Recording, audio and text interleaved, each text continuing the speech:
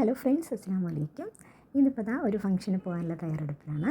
കുട്ടികളൊന്നും വരാത്തത് കൊണ്ട് അവർക്ക് വേണ്ടിയിട്ട് പ്രിപ്പയർ ചെയ്ത ഒരു മട്ടൻ ബിരിയാണിയുടെ റെസിപ്പിയാണ് കേട്ടോ ഞാൻ നിങ്ങൾക്ക് വേണ്ടിയിട്ട് ഷെയർ ആക്കി തരുന്നത്.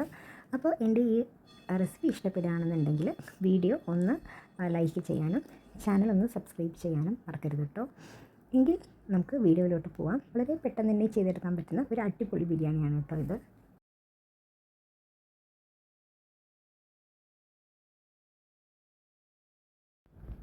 അതിനായിട്ട് ഒരു പാൻ അടുപ്പത്ത് വെച്ചിട്ടുണ്ട്. അതിലേക്ക് 6 ടേബിൾ സ്പൂണോളം സൺഫ്ലവർ ഓയിലും 4 ടേബിൾ സ്പൂണോളം പശു നെയ്യും ഞാൻ ചേർത്ത് കൊടുത്തിട്ടുണ്ട്. അത് ചെറുതായിട്ടൊന്ന് ചൂടായി വരുമ്പോൾ നമുക്ക് പട്ട, ഗ്രാമ്പ്, ഏലക്ക അതിന് സ്പൈസസ് ചേർത്ത് കൊടുക്കാം കേട്ടോ. അത് കരിഞ്ഞു പോകാതെ പ്രത്യേകം ശ്രദ്ധിക്കണം. ഫ്ലെയിം ലോയിൽ വെച്ചിട്ട് വേണം കേട്ടോ നമുക്ക് പട്ട, ഗ്രാമ്പ്, ഏലക്ക ചേർത്ത് കൊടുക്കാനായിട്ട്. ഇനി അതിലേക്ക് 6 മീഡിയം സൈസിലുള്ള തക്കാളിയും 2 മീഡിയം സൈസിലുള്ള സവാളയും ഒന്ന് മിക്സിയിലിട്ട് ക്രഷ് ആക്കി എടുത്തതിന് ശേഷം ചേർത്ത് കൊടുക്കാം. അതുകൂടി ചേർത്ത് കൊടുത്തിട്ട് നല്ലതുപോലെ ഒന്ന് വഴറ്റിയെടുക്കണം. ഇനി അതിലേക്ക് ഇഞ്ചി വെളുത്തുള്ളി പേസ്റ്റാണ് ഞാൻ ചേർത്ത് കൊടുക്കുന്നത്. 1.5 ടേബിൾ സ്പൂണോളം ഇഞ്ചി വെളുത്തുള്ളി പേസ്റ്റ് ഞാൻ ചേർത്ത് കൊടുത്തിട്ടുണ്ട് കേട്ടോ. വലിയ സ്പൂണിലാണ് 1.5 സ്പൂൺ ഞാൻ ചേർത്ത് കൊടുത്തത്. അതുകൂടെ ചേർത്തിട്ട് നന്നായിട്ടൊന്ന് വഴറ്റി എടുക്കണം. നല്ലതുപോലെ വഴറ്റിയെടുക്കണം. ഇതുപോലെ നല്ല രീതിക്കൊന്ന് വഴറ്റി വരുമ്പോൾ അതിലേക്ക് നമുക്ക് 1 ടേബിൾ സ്പൂണോളം മുളക് പൊടി ചേർത്ത് കൊടുക്കാം. 1-2 ടേബിൾ സ്പൂൺ നമ്മുടെ എരിവിനനുസരിച്ച് ചേർത്ത് കൊടുക്കാം. അതിനുശേഷം മുളക് പൊടിയും ചേർത്തിട്ട് നല്ല രീതിക്ക് ഒന്ന് വഴറ്റിയെടുത്തതിന് ശേഷം നമുക്ക് 1 ടേബിൾ സ്പൂണോളം മസാലപ്പൊടിയാണ് ഞാൻ ചേർത്ത് കൊടുക്കുന്നത്. ബിരിയാണി മസാലയാണ് കേട്ടോ ഞാൻ ചേർത്ത് കൊടുക്കുന്നത്. നല്ലൊരു ഫ്ലേവറാണ് ബിരിയാണിക്ക് കിട്ടുക ഇത് ചേർക്കുമ്പോൾ. അതുകൂടെ ചേർത്തിട്ട് നല്ല രീതിക്ക് ഒന്ന് നല്ലതുപോലെ എണ്ണയിലിട്ടിട്ട് ഒന്ന് വഴറ്റിയെടുത്തതിന് ശേഷം നമ്മുടെ നാരങ്ങ നീരാണ് ഞാൻ ചേർത്ത് കൊടുക്കുന്നത്. നാരങ്ങ നീരും കൂടെ ചേർത്തിട്ട് നല്ലതുപോലെ ഒന്ന് മിക്സാക്കി എടുക്കാം. ഇതെല്ലാം നല്ല രീതിക്ക് ഒന്ന് മിക്സാക്കി എടുത്തതിന് ശേഷം നമുക്കിതിലേക്ക് ഇനി ചേർത്ത് കൊടുക്കേണ്ടത് ഉപ്പുപൊടിയും മുളക് പൊടിയും ചേർത്ത് വേവിച്ച് വെച്ച മട്ടൻ്റെ പീസസാണ് കേട്ടോ. ഇത് ഞാൻ നേരത്തെ തന്നെ വേവിച്ച് വെച്ചിട്ടുള്ളതാണ്. കുക്കറിലിട്ടിട്ട് ഒരു 3-4 വിസിൽ അടുപ്പിച്ചെടുത്താൽ മതിയാവും. പെട്ടെന്ന് തന്നെ വെന്ത് കിട്ടും. അതുകൂടെ ചേർത്തിട്ട് നല്ലതുപോലെ ഒന്ന് മിക്സാക്കിയിട്ട് ഒന്ന് തിളപ്പിച്ചെടുക്കണം. നല്ല രീതിക്ക് മസാലയെല്ലാം നമ്മളുടെ മട്ടൻ്റെ പീസസിൽ നന്നായിട്ടൊന്ന് ഒബ്സർവ് ആവുന്നത് വരെ ഒന്ന് തിളപ്പിച്ചെടുക്കാം.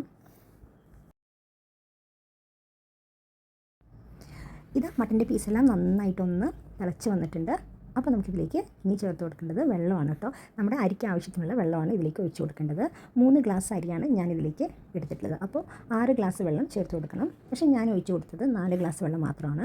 നമ്മുടെ തക്കാളിയിൽ നിന്നും നമ്മൾ മട്ടൻ വേവിച്ചതിലൊക്കെ വെള്ളം ഉണ്ടായിരുന്നു. അപ്പോൾ അതെല്ലാം കൂടെ ഒന്ന് ബാലൻസ് ചെയ്തിട്ട് 3 ഗ്ലാസ് അരിക്ക് 4 ഗ്ലാസ് വെള്ളമാണ് ഞാൻ ഒഴിച്ച് കൊടുത്തത്.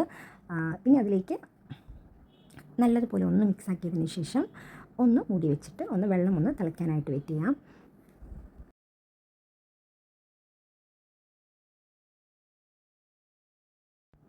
ഇതാ ബിരിയാണിക്കുള്ള മസാല എല്ലാമുള്ള വെള്ളം നന്നായിട്ടൊന്ന് തിളച്ച് വന്നിട്ടുണ്ട്. അപ്പോൾ നമുക്കതിലേക്ക് അരി ചേർത്ത് കൊടുക്കാം കേട്ടോ. നന്നായിട്ട് ബസ്മതി അരി 3 ഗ്ലാസ് ബസ്മതി അരി നല്ലതുപോലെ 1 മണിക്കൂറോളം സോക്ക് ചെയ്തിട്ട് നല്ല രീതിക്ക് കഴുകി ഊറ്റി വെച്ചിട്ടുള്ള അരിയാണ് കേട്ടോ.